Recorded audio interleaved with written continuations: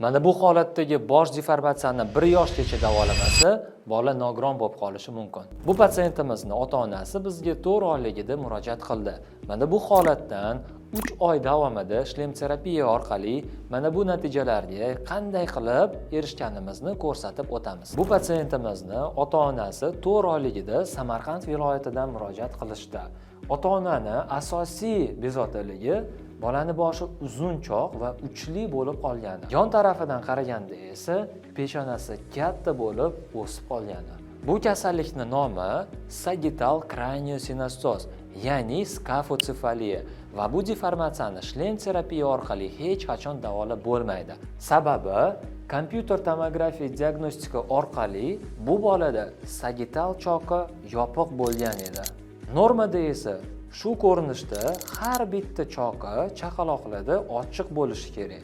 Lekin esa bu bolada tug'ma sagittal choqi yopilib qolgan.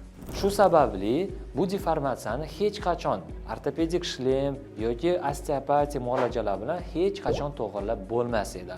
Bu bolaga 4 oyligida neyroxirurgik operatsiya orqali mana bu choqi ochildi.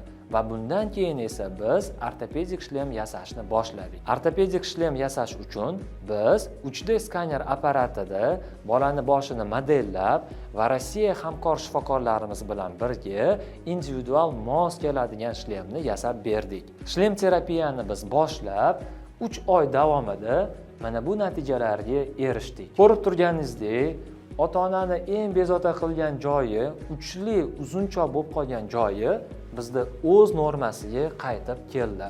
Yon tarafdan qaraganda katta bo'lib o'sib ketgan peshonasi to'g'irlanib, orqa qismi esa o'z formasiga qaytdi. Bu natijalarga biz neyroxirurgik operatsiya va 3 oylik shlem terapiya orqali erishdik. Agar farzandingizda shu deformatsiyani belgilarini sezgan bo'lsangiz, o'z vaqtida professionallarga murojaat qiling. Bepul onlayn konsultatsiya olish uchun kommentariyga plus qoldiring.